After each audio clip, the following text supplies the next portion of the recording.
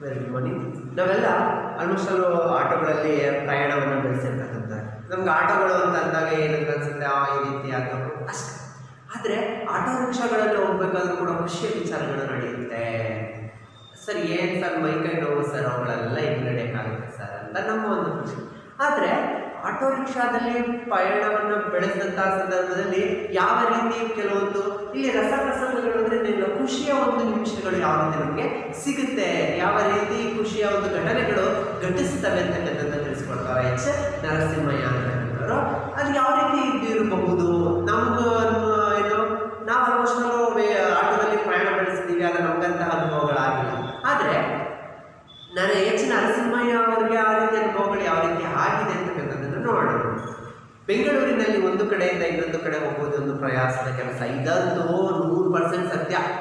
ಯಾಕಪ್ಪ ಅಂತಂದರೆ ಬೆಂಗಳೂರು ಮಹಾನಗರ, ಹೌದಲ್ವ? ಬೆಂಗಳೂರಲ್ಲಿ ಏನು ನಡೆದಾಡೋದೇ ತುಂಬ ಕಷ್ಟ. ಅಂಥದ್ರಲ್ಲಿ ಒಂದು ಕಡೆಯಿಂದ ಇನ್ನೊಂದು ಕಡೆಗೆ ಹೋಗಬೇಕು ಅಂತ ತುಂಬ ಪ್ರಯಾಸ ಅಂದರೆ ಕಷ್ಟ. ಪ್ರಯಾಸ ಅಂದ್ರೇನು? ಕಷ್ಟ, ತುಂಬಾ ಕಷ್ಟದ ಕೆಲಸ, ಹೌದಲ್ವಾ? ರಸ್ತೆಗಳನ್ನು ದಾಟಬೇಕು, ಯಾಕಂದ್ರೆ ವೆಹಿಕಲ್ಗಳು ಒಂದರಿಂದ ಹೋಗ್ತಾ ಇರುತ್ತೆ, ಮತ್ತೆ ಟ್ರಾಫಿಕ್ ಯಾವಾಗಲೂ ಫುಲ್ ಆಗಿರುತ್ತೆ, ರಶ್ ಆಗಿರುತ್ತೆ. ಸೊ ಹಾಗಾಗಿ ತುಂಬಾ ಕಷ್ಟದ ಕೆಲಸ ಹೋಗ್ಲಿಕ್ಕೆ. ಕಾರ್ ಇರುವ ಕೆಲವೇ ಮಂದಿಗೆ ಕಾರುಗಳಂತ ತುಂಬ ಹಿಂದೆ ಬಂದಿದೆ. ಈಗೇನು ಬಿಡಿ, ಮನೆಗೂ ಕಾರ್ಗಳು ಬರ್ತಾ ಇದ್ರು. ಸ್ವಲ್ಪ ದಿನ ಎಲ್ಲರ ಮನೆಯಲ್ಲೂ ಕಾರ್ ಇರುತ್ತೆ. ಫಸ್ಟ್ ಎಲ್ಲರ ಮನೆಯಲ್ಲೂ ಮೊಬೈಲ್ ಇರಲಿಲ್ಲ, ಎಲ್ಲರ ಮನೆಯಲ್ಲೂ ಟಿ ವಿ ಇರಲಿಲ್ಲ. ಈಗ ಎಲ್ಲರ ಮನೆಯಲ್ಲಿ ಟಿ ವಿ ಇದೆ, ಮೊಬೈಲ್ ಇದೆ, ಬೈಕ್ ಇದೆ. ಸ್ವಲ್ಪ ದಿನ ಎಲ್ಲರ ಮನೆಯಲ್ಲೂ ಕಾರ್ ಇರುತ್ತೆ. ಅದೇ ಸ್ವಲ್ಪ ದಿನ ಹೋಯ್ತೈತೆ ಎಲ್ಲರೂ ಹೆಲಿಕಾಪ್ಟರ್ ಬಂದರೂ ಆಶ್ಚರ್ಯ ಇಲ್ಲ. ಆ ರೀತಿ ಕಾರ್ ಇರುವಂತಹ ಕೆಲವು ಮಂದಿಗೆ, ಆಗಿನ ಕಾಲದಲ್ಲಿ ಕೆಲವೊಂದು ಮಂದಿಗಳ ಹತ್ರ ಕಾರ್ ಇತ್ತು. ಅಂತಹ ಕೆಲವೊಂದು ವ್ಯಕ್ತಿಗಳಿಗೆ ಸ್ಕೂಟರ್ ಇರುವ ಸಾಕಷ್ಟು ಮಂದಿಗೆ, ಸ್ಕೂಟರ್ ತುಂಬ ಜನರ ಹತ್ರ ಇದೆ ಈಗಲೂ ಕೂಡ. ಆಲ್ಮೋಸ್ಟ್ ಅಲ್ಲೂ ಅತಿ ಹೆಚ್ಚು ಬೈಕ್ಗಳು ಪ್ರತಿ ಮನೆಗಳಲ್ಲಿ 1-2 ಇದ್ದೇ ಇರುತ್ತೆ, ಪ್ರತಿಯೊಂದು ಮನೆಗಳಲ್ಲೂ. ಅಂತಹ ಒಂದು ಸಾಕಷ್ಟು ಸ್ಕೂಟರ್ ಇರ್ತಕ್ಕಂತಹ ಒಂದು ಸಾಕಷ್ಟು ಮಂದಿಗೆ ಏನಪ್ಪ ಅಂತಂದರೆ ಅದು ಅಂತಹ ಸಮಸ್ಯೆ ಅಲ್ಲ, ಅಂತ ಕಷ್ಟ ಅಲ್ಲ. ಸ್ಕೂಟರ್ ತುಂಬ ಜನ ವ್ಯಕ್ತಿಗಳ ಹತ್ರ ಇರುತ್ತೆ. ಅಂತಹ ಮಂದಿಗೆ ಅದೇನು ಸಮಸ್ಯೆ ಇಲ್ಲ. ಒಂದು ಕಡೆಯಿಂದ ಮತ್ತೊಂದು ಕಡೆಗೆ ಸ್ಕೂಟರ್ ಮತ್ತು ಕಾರ್ ಇರ್ತಕ್ಕಂಥ ವ್ಯಕ್ತಿಗಳಿಗೆ ಓಡಾಡಲಿಕ್ಕೆ ತುಂಬ ಕಷ್ಟ ಏನಲ್ಲ, ಹೌದಲ್ವಾ? ಯಾಕಂದರೆ ಈಗ ಎಲ್ಲರ ಮನೆಯಲ್ಲಿ ಸ್ಕೂಟರ್ ಇರುತ್ತೆ, ಅದೆಲ್ಲ ನಿಮಗೂ ಕೂಡ ಅನುಭವಕ್ಕೆ ಬಂದಿದೆ. ಹಾಗಾಗಿ ಅದೇನು ಹೆಚ್ಚು ಸಮಸ್ಯೆ ಆಗೋದಿಲ್ಲ. ಆದರೆ ನನ್ನಂಥವರಿಗೆ ಅದೊಂದು ತಾಪತ್ರಯದ ಕೆಲಸ. ಆದರೆ ನನ್ನಂಥವ್ರಿಗೆ ಎಚ್ ನರಸಿಂಹಯ್ಯ ಅವರಿಗೆ ತುಂಬ ತಾಪತ್ರಯ ಅಂತಂದರೆ ಕಷ್ಟ ಅಂದ್ರೂ ಒಂದೇ, ಪ್ರಯಾಸ ಅಂದ್ರೂ ಒಂದೇ, ತಾಪತ್ರಯ ಅಂದ್ರು ಅದು ಕೂಡ ತುಂಬ ಕಷ್ಟದ ಕೆಲಸ. ಯಾಕಂದರೆ ಇವ್ರ ಹತ್ರ ಕಾರ್ ಆಗಲಿ ಇರಲಿಲ್ಲ, ಸ್ಕೂಟರ್ ಆಗಲಿ ಸಹ ಇರಲಿಲ್ಲ. ಎಲ್ಲೇ ಹೋಗ್ಬೇಕು ಅಂದರೆ ನಡ್ಕೊಂಡು ಹೋಗ್ಬೇಕಾಗಿತ್ತು. ಬಸ್ ಸ್ಟ್ಯಾಂಡ್ವರೆಗೆ, ಬಸ್ ಸ್ಟ್ಯಾಂಡಿಂದ ಆಟೋ, ಬಸ್ ಇವುಗಳ ಮೂಲಕ ಹೋಗಬೇಕಾಗಿತ್ತು.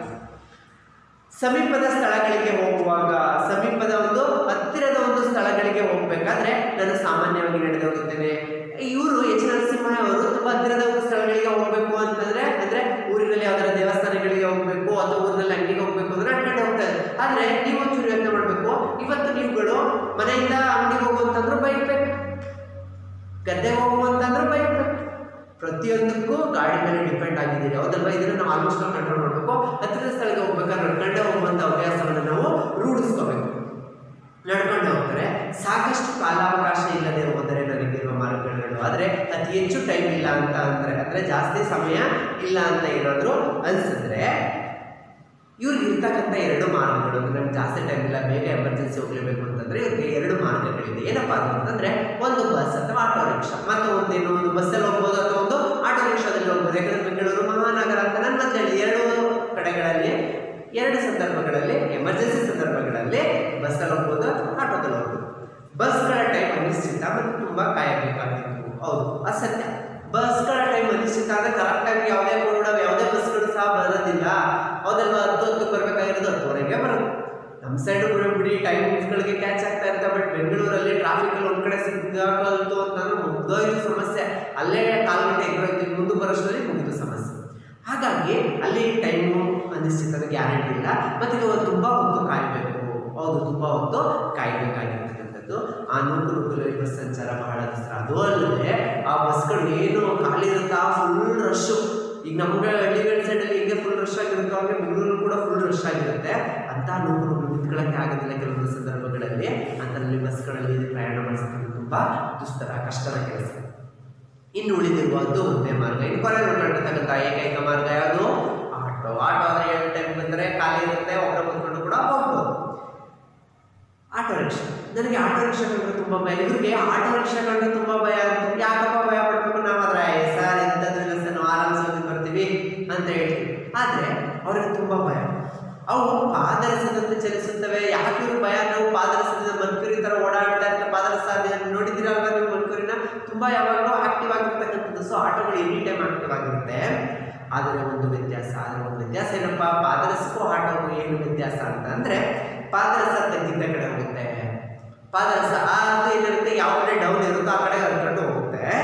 ಆಟೋ ರಿಕ್ಷಾಕ್ಕೆ ಅಂತ ಸೀಮಿತ ಅಭ್ಯಾಸ ಉದ್ದೇಶ ಇಲ್ಲ. ಅಲ್ಲಿ ಆಟೋ ರಿಕ್ಷಾಕ್ಕೆ ಡೌನ್ ಕಡೆ ಹೋಗಬೇಕು ಅನ್ನುವಂತಹ ರೆಸ್ಟ್ರಿಕ್ಷನ್ ಇದು ಕೂಡ ಇಲ್ಲ. ಅದೇ ಬೇಕಾಗಿ ಚಲಿಸ್ಬೋದು. ತಗ್ಗು ಉಬ್ಬುಗಳ ಭೇದ ಭಾವವಿಲ್ಲದೆ ಲಂಗು ಲಗಾಮದ ಕುದುರೆಯಂತೆ ಉದಾಹರಿಸುತ್ತವೆ. ಅದಕ್ಕೇನು ಸತ್ಬೇಕು ಅವೆಲ್ಲ ಇಲ್ಲ. ಅನ್ನೋ ತದ್ದೆಣ್ಣವನ್ನು ಹೇಳಿದೆ ಅಂತ ಯಾವುದೇ ರೀತಿಯ ಭೇದ ಭಾವ ಏನು ಇಲ್ಲದೆ ಲಂಗು ಲಗಾಮಿಲ್ಲದ ಕುದುರೆಗೆ ಹೆಂಗೆ ಲಂಗು ಲಗಾಮಿದೆ, ಕುದುರೆಗಳಿಗೆ ಗೊತ್ತಲ್ವ ಕಡಿವಾಣ ಇದೆ, ಬಿಟ್ಬಿಟ್ರೆ ಹೆಂಗೆ ಸುಮ್ಮನೆ ಹುಚ್ಚುಚ್ಚಂಗೆ ಓಡುತ್ತೋ ಆ ರೀತಿ ಆಟೋಗಳು ಹುಚ್ಚುಚ್ಚಂಗೆ ಚಲಿಸ್ತಾ ಇರ್ತವೆ. ನನಗೆ ಜೀವನದ ಮೇಲೆ ತುಂಬ ಆಸೆ. ಆದರೆ ನನಗೂ ಜೀವನದ ಮೇಲೆ ತುಂಬ ಆಸೆ ಇದೆ. ಬಹಳ ವರ್ಷ ಆರೋಗ್ಯವಾಗಿ ಬದುಕಬೇಕೆಂಬ ಹಂಬಲ ಚಪಲ. ನನಗೆ ತುಂಬ ವರ್ಷಗಳ ಕಾಲ ನಾನು ಬದುಕಬೇಕು, ಖುಷಿಯಾಗಿರಬೇಕು ಅನ್ನುವಂತಹ ಚಪಲ ಇದೆ. ಚಪಲ ಅಂದರೆ ಆಸೆ ಇದೆ. ಆಟೋ ರಿಕ್ಷಾ ಪ್ರಯಾಣದಿಂದ 2 ವಿಧವಾದ ಅಪಘಾತಗಳಾಗಬಹುದು. ಹೌದು, ಆಟೋ ರಿಕ್ಷಾದಲ್ಲಿ ಏನಾದರೂ ಆಕ್ಸಿಡೆಂಟ್ ಆದರೆ 2 ಟೈಪಲ್ಲಿ ಆಕ್ಸಿಡೆಂಟ್ ಆಗುತ್ತೆ. ಯಾವ ರೀತಿ 2 ಟೈಪಲ್ಲಿ ಆಕ್ಸಿಡೆಂಟ್ ಆಗುತ್ತೆ ಅಂತಂದರೆ, ಮೊದಲನೇದು ಕೈ ಕಾಲು ಮುರಿಬೋದು. ಒಂದು ಸಿಂಪಲ್ ಆಗಿ ಸುಮಾರಾಗಿ ಆಕ್ಸಿಡೆಂಟ್ ಅಂತ ಕೈಯೋ ಕಾಲು ಏನೋ ಮುರಿದುಬಿಡುತ್ತೆ. ಎರಡನೇದಾಗಿ ಅಲ್ಲೇ ಕೊನೆಗೊಳಿಸ್ತಿರ್ಬೋದು. ಇಲ್ಲಂದ್ರೆ ಎರಡನೇದು ಅಂತಂದ್ರೆ ಅಲ್ಲೇ ಸ್ಪಾಟ್ ಆಗುತ್ತೆ, ಬೇಗ ಸತ್ತೋಗ್ಬೋದು. 2 ರೀತಿ ಆಕ್ಸಿಡೆಂಟ್ ಆಗುತ್ತೆ. ಬಹು ವರ್ಷ ಬದುಕಬೇಕೆಂಬ ಉತ್ಕಟ ಆಸೆ ಇದ್ದರು. ನಾನು ತುಂಬ ವರ್ಷಗಳ ಕಾಲ ಬದುಕಬೇಕು ಅನ್ನೋ ಆಸೆ ಇದೆ.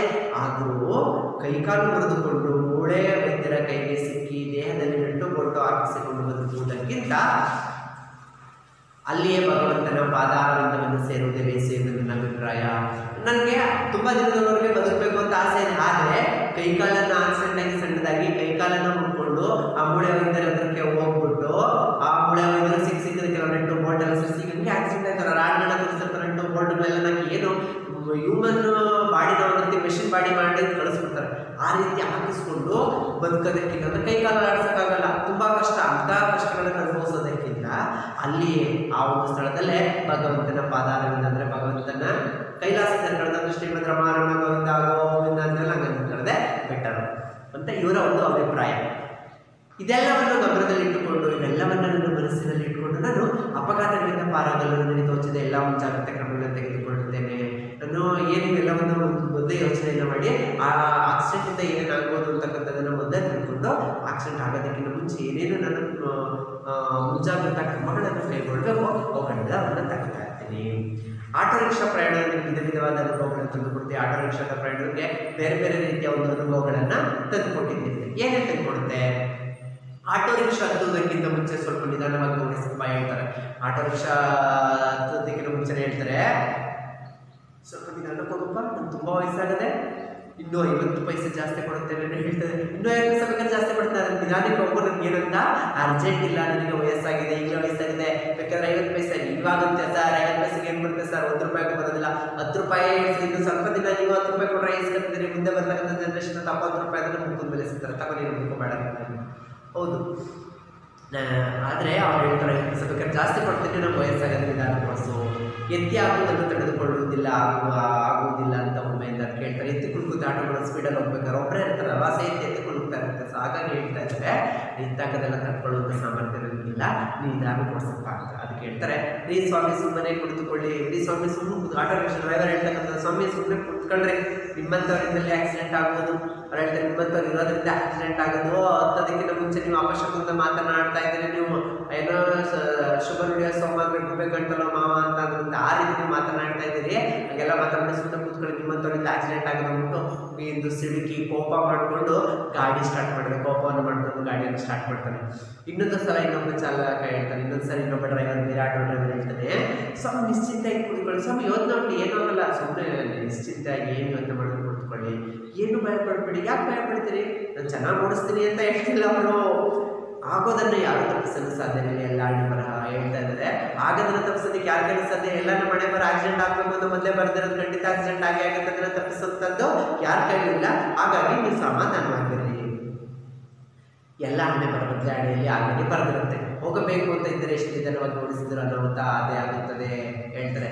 ಎಷ್ಟೋ ಬಾರಿ ಆಕ್ಸಿಡೆಂಟ್ ಆಗಬೇಕು ಅಂತ ನಿಧಾನ ಓಡಿಸಿದ್ರು ಆಕ್ಸಿಡೆಂಟ್ ಆಗುತ್ತೆ. ಯಾಕಂದರೆ ಆಕ್ಸಿಡೆಂಟ್ ಒಬ್ಬರಿಂದ ಆಗೋದಿಲ್ಲ, ಇಬ್ಬರಿಂದ ಆಗ್ತಕ್ಕಂಥದ್ದು ಎದುರುಗಡೆ ಬರ್ತಕ್ಕಂಥವ್ರು ಕರೆಕ್ಟಾಗಿ ಇರಬೇಕಲ್ವಾ.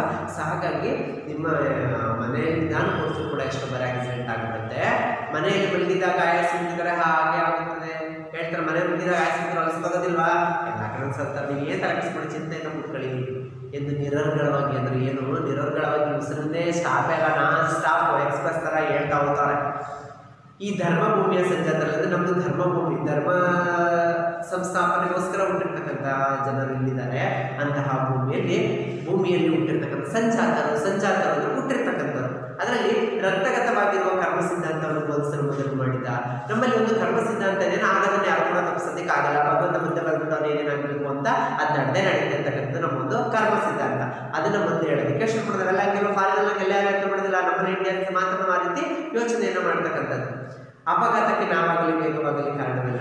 ಅಪಘಾತ ಆಗಬೇಕದಕ್ಕೆ ನಾವು ವೇಗ ಕಾರಣ ಅಲ್ಲ. ಯಾರಪ್ಪ ಅಂದ್ರೆ ನಿಮಗೆ ಆಕ್ಸಿಡೆಂಟ್ ಆಗಬೇಕು ಮೊದಲೇ ಬರೆದಿತ್ತು, ಅವ್ರಿಗೆ ಆಕ್ಸಿಡೆಂಟ್ ಆಗುತ್ತಂತೆ. ಇವೆಲ್ಲ ವಿಧಿಲಿಖಿತ ಎಂಬ ಅಪಾಯ ಸಿದ್ಧಾಂತಗಳು ನಿಮಗೆ ಇನ್ನೂ ಭಯಪಡಿಸಿ ಭಯವಾಯಿತು. ಅದೆಲ್ಲ ಕೇಳಿದ ಮೇಲೆ ಇನ್ನೂ ಭಯ ಆಗುತ್ತೆ. ಅಯ್ಯೋ ಇನ್ನೂ ಕೂಡ ಉಂಟಾ, ನಿಮಗೆಲ್ಲ ಯೋಚನೆನೇ ಮಾಡಿರಲಿಲ್ಲ ಅಂತ ಹೇಳ್ತಾರೆ. ಈ ವೇದಾಂತಿ ಹಿಡಿದಿದ್ದ ಕ್ಷೇಮವಾಗಿ ಪಾರಾಗಿದ್ದರೆ ಅವ್ರು ಹೇಳ್ತಾರೆ, ಇವನು ಆಕ್ಸಿಡೆಂಟಿಂದ ಪಾರಾದಲ್ಲ, ಈ ಮಾತಿಂದ ನನ್ನ ಪಾರಾದ, ನನಗೆ ಮರುಜನ್ಮ ಸಿಕ್ಕಷ್ಟೇ ನನಗೆ ಖುಷಿ ಆಗುತ್ತೆ ಅಂದ್ಕೊಂಡು ಇನ್ನೂ ಹೆಚ್ಚು ಜಾಸ್ತಿ ಮಾತಾಡೋದು ಯಾವ ರೀತಿ ಉಪದೇಶವನ್ನು ಇಟ್ಟು ನೋಡಿ ಜಾಸ್ತಿ ಮಾತಾಡದೆ ಜೀವನ ಕೈ ಇಟ್ಕೊಂಡು ಕುಳಿತುಕೊಂಡು ಅವ್ರ ಹತ್ರ ಮಾತಾಡಿದ್ರೆ ಏನು ಇನ್ನೂ ಕೂಡ ಏನಾಗುತ್ತೆ, ಭಯ ಆಗುತ್ತೆ, ಬೇಡ ಸಮಸ್ಯೆ ಸಾಕು ನಿಲ್ಲಿಸ್ಬಿಟ್ಟು. ಮತ್ತೊಬ್ಬ ಆಟೋ ರಿಕ್ಷಾ ಚಾಲಕ ಹೇಳಿದ, ಮತ್ತೊಬ್ಬ ಆಟೋ ರಿಕ್ಷಾ ಚಾಲಕ ಹೇಳ್ತಾ ಇದ್ದಾನೆ, ಅಯ್ಯೋ ಕುತ್ಕೊಳ್ಳಿ ಸ್ವಾಮಿ, ಸುಮ್ಮನೆ ಕೂತ್ಕೊಂಡ್ರೆ ನೀವು ನೋಡಿದಿರ್ತಂತೆ, ನಿಮಗೆ ಒಬ್ಬರಿಗೆ ಏನೋ ಜೀವನದ ಮೇಲೆ ಆಸೆ ಇದೆ ತಿಳಿದುಕೊಳ್ಳಬೇಡಿ. ಒಬ್ಬರಿಗೆ ಏನೋ ಜೀವನದ ಮೇಲೆ ಆಸೆ ಇರೋದು, ನಮಗೂ ಕೂಡ ಜೀವನದ ಮೇಲೆ ಆಸೆ ಇದೆ, ನಮಗೂ ಹೆಂಡತಿ ಮಕ್ಕಳು ಇದ್ದಾರೆ ಎಂದು ಸಮಾಧಾನ ಪಡಿಸಿದ. ಹಾಗೆ ಹೇಳ್ತಾನೆ, ನಮಗೂ ಹೆಂಡತಿ ಮಕ್ಕಳು ಎಲ್ಲ ಅವ್ರನ್ನ ಒಬ್ಬರಿಗೆ ಇರೋರಂಗೆ ಆಡ್ಬೇಡಿ, ನನ್ನ ನಂಬ್ಕೊಂಡಿರೋ ಹೆಂಡತಿ ಮಕ್ಕಳು ಅವರೇ, ನಮ್ಮದು ಕೂಡ ಜೀವನ ಸಮಾಧಾನ ಕೂತ್ಕಡೆ ಇರುತ್ತೆ ಹೇಳ್ದ. ಹಾಗೆ ಹೇಳ್ತಾರೆ, ನನಗೆ ಯಾವ ಹೆಂಡತಿ ಮಕ್ಕಳು ಇಲ್ಲಪ್ಪ ಹೇಳ್ತಾ ಇದ್ದಾರೆ, ನನಗೆ ಯಾವ ಹೆಂಡತಿ ಮಕ್ಕಳು ಇಲ್ಲ, ಮದುವೆನೇ ಆಗಿರಲಿಲ್ಲ, ನನಗೆ ಯಾವ ಹೆಂಡತಿ ಮಕ್ಕಳು ಯಾರು ಕೂಡ ಇಲ್ಲ, ನಿನಗಿದ್ದಾರೆ ಅಂತಲ್ಲ, ನಿಮ್ಗೆ ಅವರೇ ಹೆಂಡತಿ ಮಕ್ಕಳು ಅನ್ನುವಂಥ ಅವರೇ ಯೋಗಕ್ಷೇಮಕ್ಕೋಸ್ಕರ ಅವ್ರಿಗೋಸ್ಕರ ನೀನು ಬದುಕಿರ್ಲೇಬೇಕು. ಅದಕ್ಕೋಸ್ಕರ ನಾನು ನಿಮ್ಗೆ ಏನು ಮಾಡ್ತಾ ಇದ್ದೀನಿ, ಎಚ್ಚರಿಕೆಯನ್ನು ಕೊಡ್ತಾ ಇದ್ದೀನಿ, ನಿಧಾನಕ್ಕೆ ಹೋಗು, ನಿಮಗೋಸ್ಕರ ಹೆಂಡತಿ ಮಕ್ಕಳು ಕೈಕೊಂಡವ್ರೆ ಅಂತ ಅಂದ್ಬಿಟ್ಟು. ಅದ್ರಲ್ಲಿ ಏನೋ ಸ್ಪೆಷಾಲಿಟಿ ಅಂತ ಅಂದರೆ ಫಸ್ಟೆಲ್ಲ ಏನು ಮಾಡ್ತಾಯಿದ್ರು, ನಿಧಾನವಾಗಿ ಚಲಿಸಿ ಅಂತೆಲ್ಲ ಬೋರ್ಡ್ ಆಗ್ತಾರೆ. ಈಗ ಹಂಗಲ್ಲ, ನಿಧಾನಕ್ಕೆ ಹೋಗಿ ಮನೆಯಲ್ಲಿ ಹೆಂಡತಿ ಕಾಯ್ತವ್ರೆ ಅಂತ ಬಂದಿತ್ತು, ಅದು ನೋಡಿ ಅವ್ರು ನಮ್ಮನ್ನ ಹೆಂಡತಿ ನಮಗೋಸ್ಕರ ಕೈಕೊಂಡು ಅಂದ್ಬಿಟ್ಟು ನಿಧಾನವಾಗಿ ಚಲಿಸ್ತಕ್ಕಂಥ ಹೊಸ ಟ್ರಿಕ್ಗಳನ್ನು ಅವ್ರು ಏನು ಮಾಡ್ತಾ ಇದ್ದಾರೆ, ಯೂಸ್ ಮಾಡ್ತಾ ಇದ್ದಾರೆ. ಹಾಗಾದರೆ ಇನ್ನೂ ಕೂಡ ಯಾವ ರೀತಿ ತಮಾಷೆಯ ಒಂದು ಪ್ರಸಂಗಗಳು ನಡೀತಾ ಇತ್ತು ಅಂತಕ್ಕಂಥದ್ದನ್ನು ಏನು ಮಾಡೋಣ ನೆಕ್ಸ್ಟ್ ಕ್ಲಾಸ್